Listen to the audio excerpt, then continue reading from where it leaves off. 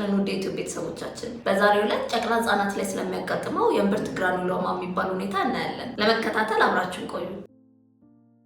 አንድ ህጻን ልጅ ሲወለድ ከእናቱ ጋር ያገናኘው የነበረው እትብት ተቋጥሮ ይቆረጣል። ህጻኑ ጋር የሚቀረው እትብት በራሱ ጊዜ ደርቆ ይወድቃል። ልክ ይሄ እትብት ከወደቀ በኋላ አንዳንድ ልጆች ላይ የሚመጣ ቀይ፣ ሮዝ ወይም ግራጫ ቀለም ያለው እብጠት ሊከሰት ይችላል። ይህንንም የእምብርት ግራኑሎማ ብለን እንጠራዋለን። አብዛኛው ጊዜ እነዚህ እብጠቶች ከ3 ሚሜ እስከ 10 ሚሜ ድረስ ሊደርሱ ይችላሉ። በውስጣቸውም ውሃማ ወይም ቢጫ ፈሳሽ ሊይዙ የሚችሉ ሲሆን ይህም ፈሳሽ በእምብርቱ አካባቢ ያለውን የህፃኑን ቆዳ የተቆጣና ቀይ ሊያስመስለው ይችላል። የእምብርት ግራኑሎማ ከ4% እስከ 7% ያሉ ህጻናትን ሊያጠቃ ይችላል። ይህም ከ500 ህጻናት አንድ ህጻን እንደማለት ነው። ምንም እንኳን አልፎ አልፎ የሚከሰት ቢሆንና ህመምም የሌለው ቢሆንም ህክምና ካልተደረገለት ወደ ኢንፌክሽን እና ሌሎች ለህይወት አስጊ የሆኑ በሽታዎች ሊቀየር ይችላል። ይህ ግን የሚከሰተው በእምብርት ላይ ጉዳት ከደረሰ ወይም የእምብርት መበሳት ካለ ነው።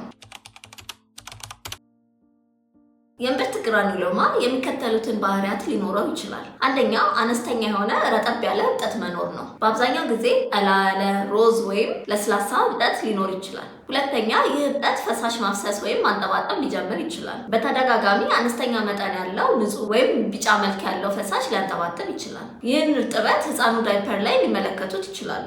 ሶስተኛው፣ ቀለል ያለ የቆዳ መቆጣት ሊኖር ይችላል። በእምብርቱ ዙሪያ ያለው ቆዳ በጥቂቱ ሊቆጣና ቀይ ሊሆን ይችላል። በተጨማሪም አንዳንድ ጊዜ ይህ የእምብርት ግራኑሎማ መጥፎ ሽታ ሊኖረው ይችላል። የእምብርት ግራኑሎማ መንስኤው በትክክል ባይታወቅም አንዳንድ ሁኔታዎች ግን ለዚህ ሁኔታ ያጋልጣሉ ተብለው ይታመናሉ። ከነዚህም መካከል አንደኛው ያለ ጊዜ መወለድ ወይም ሲወለዱ አነስተኛ ክብደት መኖር ነው። ሁለተኛ፣ የጽንስ የመጀመሪያ ሰገራ የቀላቀለ የእንሽርት ውሃ ሲያጋጥማት። ሶስተኛ፣ የእትብት ቁስሉ በደንብ አለመዳን ወይም እትብቱን ለመውደቅ ከቆየ። አራተኛ፣ በእምብርት አካባቢ እርጥበት መኖር ወይም እምብርት ላይ ባዕድ ነገሮች መግባት። እነዚህ ካሉ የእምብርት ግራኑሎማ የመከሰት እድልን ከፍ ያደርጉታል። የእምብርት ግራኑሎማ ህክምና ካልተደረገለት ወደ ውስብስብ ችግሮች ሊያመራ ይችላል። ከነዚህ ውስብስብ ችግሮች መካከል አንዳንዶቹ ለህይወት አስጊ ይሆናሉ። አልፎ አልፎ የሚከሰቱ ቢሆኑም የሚከተሉት ችግሮች ሊከሰቱ ይችላሉ። ከነዚህ መካከል አንደኛው፣ የእምብርት ግራኑሎማው በተደጋጋሚ ከተፋተገ ወይም ከተቆጣ ያለምንም ምክንያት ሊደማ ይችላል። ሁለተኛው፣ በህፃኑ እምብርት ላይ የሚከሰት በፍጥነት ሊሰራጭ የሚችል የባክቴሪያ ኢንፌክሽን ሊያጋጥም ይችላል። ይህም የእምብርት ቶንፋላይተስ ብለን እንጠራዋለን። ሶስተኛው፣ ኔክሮታይዚንግ ፋሻይተስ የሚባል በህፃኑ በቆዳ ውስጠኛው ክፍል ላይ የሚከሰት ከባድ የባክቴሪያ ኢንፌክሽን ሊያጋጥም ይችላል። ይህ ደግሞ ለህይወት በጣም አስጊ ነው። የጤና ባለሙያው የእምብርት አካባቢ በመመልከትና የአካላዊ ምርመራ በማድረግ ይህንን ሁኔታ ሊለይ ይችላል። በጣም አልፎ አልፎ ምርመራው ግልጽ ካልሆነ ወይም ህክምና ተደርጎለት የማይሻሻል ከሆነ የአልትራሳውንድ ምርመራ ሊታዘዝ ይችላል።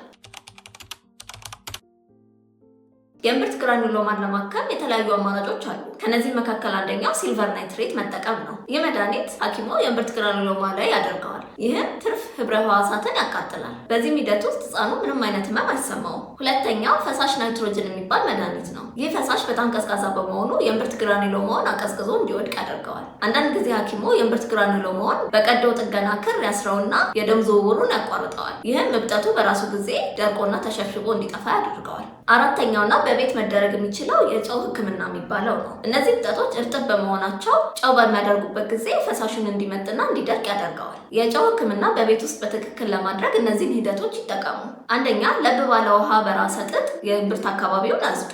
ከዛም ትንሽ ጨው ወይም አንድ ቁንጥጫ የሚያክል ጨው ግራኑሎማው ላይ ያድርጉ። ከዛም አካባቢውን በንጹህ ጨርቅ ወይም በንጹህ ጎዝ በመሸፈን ከ10 እስከ 30 ደቂቃ ድረስ ያቆዩት። ከተቻለ በህክምና ፕላስተር ያጣብቁት። ከዛም ለብ ባለ ውሃ በረጠበ ጎዝ በመጠቀም አካባቢውን ያጽዱት። ይህን ሂደት ለ2 ወይም 3 ቀናት በቀን ለ2 ጊዜ ይድገሙት። በህክምና መካከል ያለ ጊዜያት ላይ የእምብርት አካባቢ ሙሉ ለሙሉ ደረቅ መሆኑን ያረጋግጡ። እንዲሁም እብጠቱን በእጆ ለመፈንቀል አይሞክሩ። በ2 ወይም 3 ቀናት ውስጥ መሻሻል ማየት መጀመር አለቦት። ግራኑሎማው በዚህ ጊዜ የማይሸበሸብ ወይም የማይደርቅ ከሆነ ሐኪሙን ያማክሩ። ነገር ግን የጨው ህክምናው እየሰራ መሆኑን ካስተዋሉ እብጠቱ ሙሉ ለሙሉ እስኪጠፋ ድረስ ህክምናውን ይቀጥሉት። ይህን ሁሉ አድርገው ካልተሻሻለ ግን የመጨረሻው አማራጭ ቀዶ ጥገና ነው። በጣም አልፎ አልፎ የእምብርት ግራኑሎማ በቀዶ ጥገና መወገድ ሊያስፈልገው ይችላል። ይህ ህክምና የተለመደው በአብዛኛው በኢንፌክሽን ከተጠቃ ነው። በዚህ ዙሪያ ጥያቄ ካለት ኮሜንት ሴክሽን ላይ ያስቀምጡልን። የህፃናት ሐኪምን ለማማከር የዊኬር መተግበሪያን ከፕሌይ ስቶር አውርደው መጠቀም ይችላሉ።